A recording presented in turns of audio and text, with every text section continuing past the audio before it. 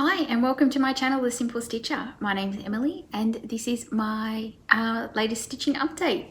If you're a new subscriber, welcome. If you're an existing subscriber, welcome back.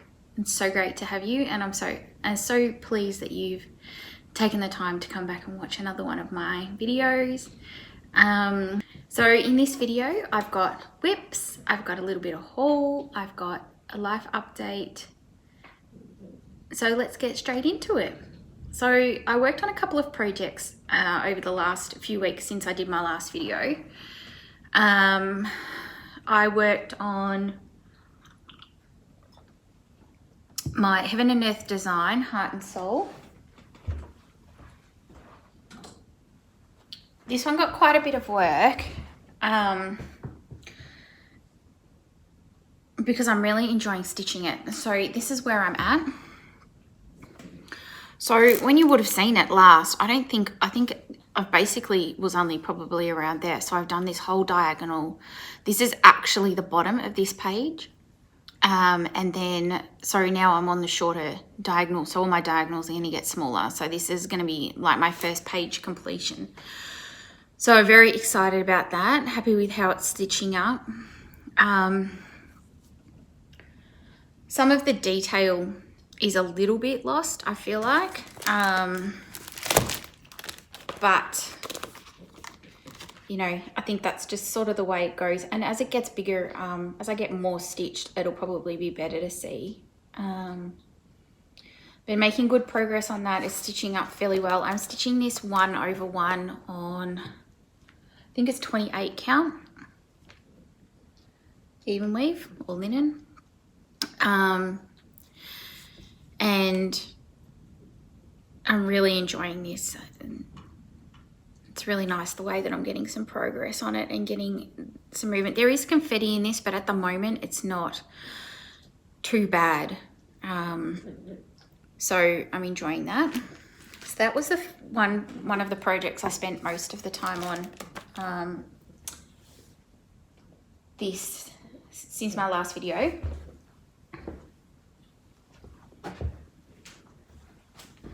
The other project that I worked on, which I got good progress on, I'm just gonna move my cup, I don't want to spill it, and then I put it down to work on some other stuff, was my Trick or Treat. But I've got quite a long way since you've seen it last. My Trick or Treat by the Drawn Thread. So this is where I've got to,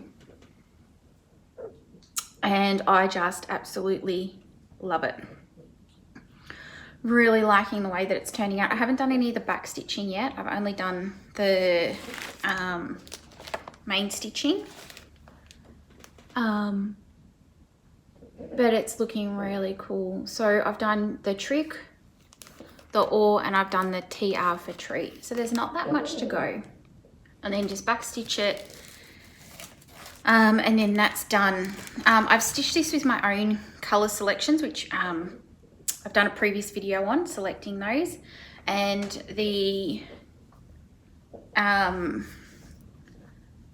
writing is with the Weeks Dye Works Trick or Treat floss, if you're interested.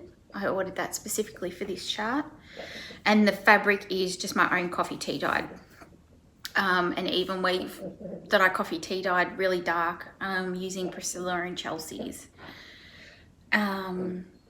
video tutorial. So I'm really pleased with how this one's coming along. I could get this finished without too much trouble, and I'll sit down and stitch on that again soon. I just decided to have a little break and work on some other stuff. So the last project that I worked on, we're flying through these, was my Villa Mirabilia. I pulled that out again, and I've been doing some work on that, and I've really been enjoying it. So this is where I've got to. So I was working on this bottom section. I finished off the bottom bit down here. I've worked on the bottom of the ribbon, put in all these flowers here, and then stitched in the top part of the armor and the ribbon there. So now so this bit here is just, and here, is some beading and some like trailing stuff that goes out and then forms the border. So there's not very much left to do here. And then a little bit more down around here, I think, in there. And then that section's done. And then that whole page, whole page by what I'm doing it. So I took the chart, expanded it on A3, and then I'm just working through like each page based on what I photocopied. But we're getting quite a bit there. Quite a bit done. I'm getting there slowly. So I spent quite a bit of time working on this and really enjoyed it. Really, really enjoyed it. I love this chart. I love the colors in it. Colors are just stunning. So they're the 3 charts that I worked on, the 3 projects. I think, so most of you probably know that Danielle Stitcherista has started doing videos again, and she did a video on, videos on cross stitch again. And she did a video on whip rotations. And I'm not a big whip rotation person. I don't get a lot of stitching, I don't always get a lot of stitching time. So when I do get stitching time, I like to just stitch on what I feel like stitching on. But she read out this really cool article, and I don't know where it came from. But if you go to her videos, one of her first cross stitching videos since she's come back, she talks about whip rotations, and this article, the different types of whip rotations that you can do. One of them that she talked about was, say you pick a time, 10 hours, and you stitch on that project for 10 hours, and then you go to another one, and you can incorporate it with like a goal-oriented approach. So you might, or focus piece.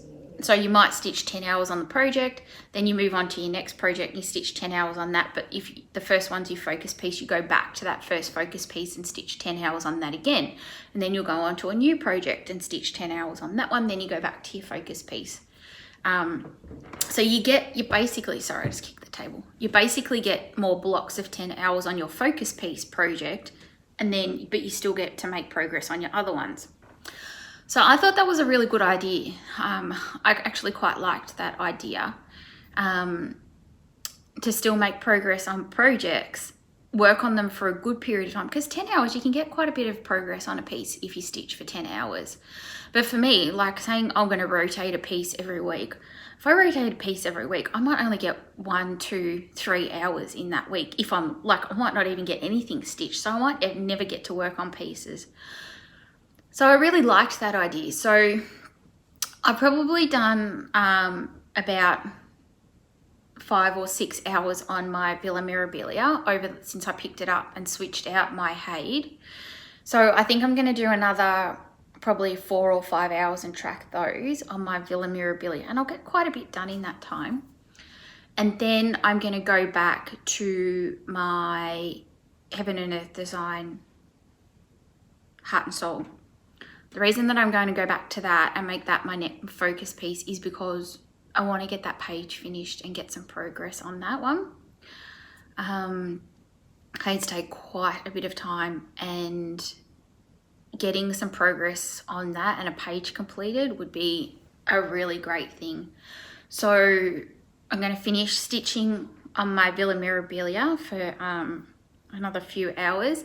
Then I'm going to go back and do another 10 hours on my Haid. And by the time I do that, I might be pretty close to a page finish.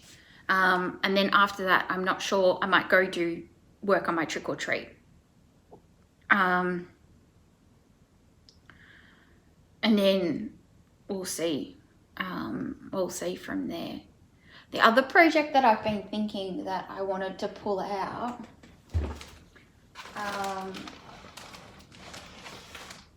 because all of the stitching is done. It's just the back stitching on this. So I was considering going back to this one, because all I have to do is, like I just said, the back stitching. So all of the stitching is done. I'm not doing so this is the chart. It's gorgeous. I call it Creepy Bunny. I'm not doing all of this black work back stitching out here. I'm not going to sit down and stitch all that. I haven't got the time or the patience to do that. I may or may not add in the flowers. I don't know. But I'm thinking that I want to just get the back stitching done on this and get this finished up, and then I can get it in a frame and get it on the wall because I've done the bulk of the work. And there's a bit of back stitching in it. But if I sat down and focused on it, I could get it done. Like I could definitely get it done in one 10-hour block. So we'll see. I may pull this out and just get it finished because I was thinking it's such a waste having it stitched and then just not finishing it off and not putting it in a frame and getting it up on the wall because it's so close to being done. But basically I'm procrastinating about the back stitching. So we shall see. Okay, so haul. What haul did I get? So I got a little bit off Aussie Stash Unload. Don't think I've showed this stuff in my last video. If I have, or you get to see it again and just ignore it or fast forward through what you've already seen. So one of the things that I picked up was the Mirabilia Summer in My Garden. I really like this series. They're not too big and detailed, and I'm absolutely in love with my gardening. So this is like the perfect, this series is just gorgeous. I've got summer.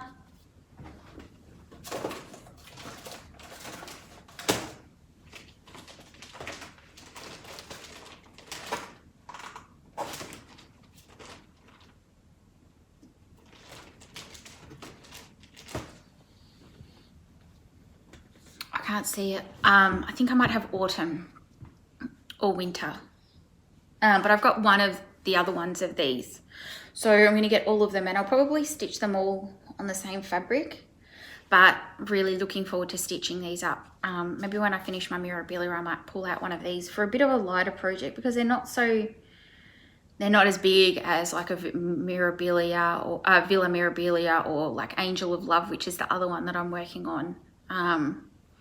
So yeah, might do that.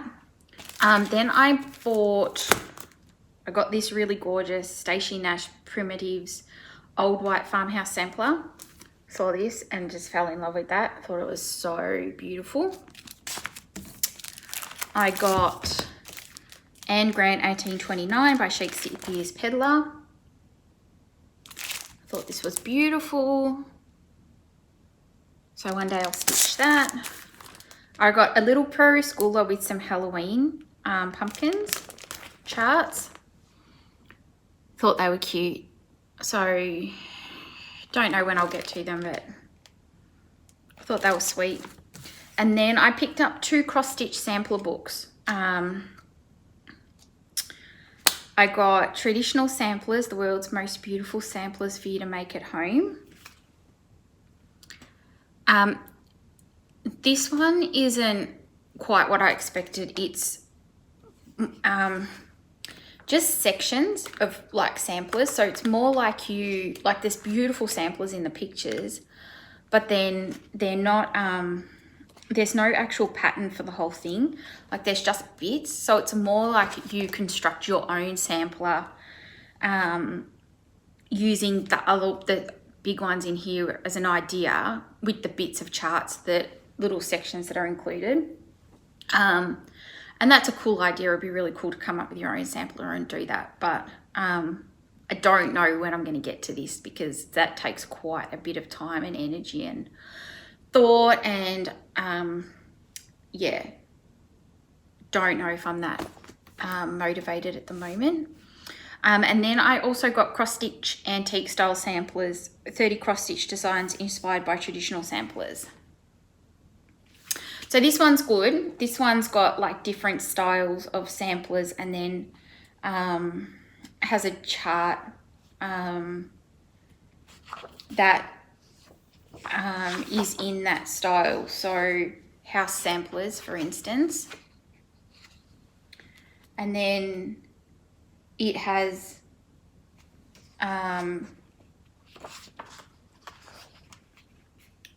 so like this one, and then it's got the chart for it, so you can stitch it, and it's got the full chart, so that's like really, really good. So there's alphabet sampler, like here, and then I think it gives you the chart for this one, which is cute. And little versions of it that you can do, like if you just want to do a little bookmark, you can do that. There's a map, so it gives you a map sampler. I'm not into maps, won't be stitching that one. Darning sampler, I won't stitch that, it's not my taste, but spot motif sampler, so that's pretty cool. It's got a little version of Adam and Eve and that, and then it gives you the chart that goes with that. There's a red sampler, alphabet, that you can do. Berlin wool woolwork sampler.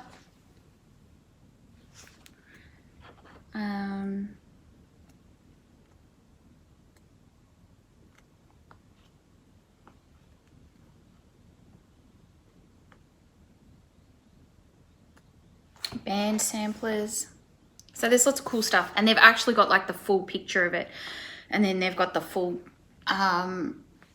chart for you to be able to stitch these samplers, so that's really nice. So, and then there's like additional charts and little versions, like cut down versions of the bigger samplers if you want to do like a small, like teeny tiny little one. So that one's quite good. There's some nice stuff in here, and it's a good, useful book. The other one's good, but like I said, you've got to construct your own sampler. So that's my haul. I didn't buy anything else. So, and I didn't work on any other projects. So what's been happening? So that's the end of my cross stitching. If you're not interested in life update or anything like that, feel free to tune out, and I'll see you in my next video. So what's been happening? So it's been busy here. It's we've had Craig's birthday. So Craig's family came down and my mum came down for his birthday, and they stayed, and his parents stayed. So I got ready for that. That was about 2 weeks ago, 3 weekends ago. Last weekend is Melbourne Cup long weekend here. So it's been a short work week for us. Because Craig and I work in the city, we get the Melbourne Cup long weekend. So the way that it works is this Saturday, Sunday. Monday is a work day. Tuesday is the first Tuesday of November is the Melbourne Cup race. And that's a public holiday here. I don't support horse racing or the Melbourne Cup like that, but I get a public holiday. And my work closed on the Monday. So I had the Monday, Tuesday. So we had a 4-day long weekend last weekend. So I got lots of stitching done, and we went to our garden plot. So I applied for and got a plot at our local community garden, which is about 3 blocks from our house. So we're very, very lucky. And I was on the wait list, and I got allocated a plot. So the plot's probably about 2 or 3 meters. I'm not very good with distance by 2 or 3 meters. It's a square. It's really good size.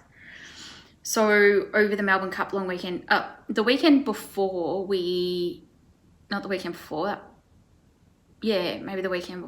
cleaned it out, because the person that had the plot before us had let it get overgrown and stuff like that. So that's why it got given up, because they weren't looking after it.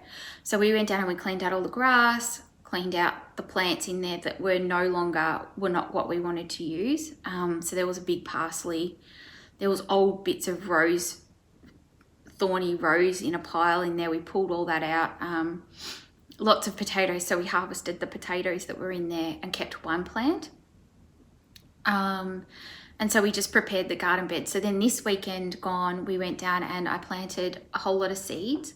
So we planted dwarf peas, rainbow chard, we planted some chives, dill, and coriander. And then we went to Bunnings and bought wire mesh and stakes, and Craig constructed a trellis for some tomato seedlings. So you can see behind me up there, I've got some tomato seedlings that I started that are growing. I'd already started some bigger other tomato seedlings that were further advanced. So we planted 8 of those out in the plot. So hopefully they're coping, because since last weekend we've had a lot of rain and it's been cold. So it was warm, like 30 degrees here, and then 30 degrees Celsius, and then an Arctic front's come through and it's been cold and wet and hailing, and yeah. So I'm hoping my seeds are holding up. I'm hoping the tomato plants are holding up, because I haven't got down there yet since last weekend, like Tuesday, and then Wednesday, Thursday, Friday I worked in the city, and then today's Saturday, and I haven't got down there yet, but I will go down and check. So I'm hoping all the seeds are holding up. So we did that, and then I also got out here in our backyard and planted a whole lot of seeds and some sunflowers that I'd started from seed. I planted dwarf sunflowers down our driveway, and then in our backyard I've got some bigger red velvet sunflowers and golden plum sunflowers, and then that I planted out some dahlia seedlings and zinnia seedlings that I had started, but I think they've already been eaten by bugs, some of them. Like, I know there was a dahlia there because I put a tag in front of it saying dahlia, and now there's just either a stalk or nothing. So I'm like, oh. But the sunflowers seem to have held up all right against the slugs and snails and bugs. So I don't know. And then I planted a lot of seeds, like just packets of zinnia seeds, dahlia seeds, marigolds, a whole bunch of other seeds. I just sprinkled them all over the garden beds and then roughed them over in our backyard, in the hope that, like, I planted a lot, and if they all came up it'd be like super crowded, but given that the bugs are getting in there, and I don't use snail bait or anything like that here because we've got a dog, and I don't want any birds eating it, snails or animals that have eaten snail bait. I planted snapdragons as well, and bergamot seeds, chamomile as well, Roman chamomile or German chamomile, I can't remember which one. So I'm hoping by planting lots, some will survive.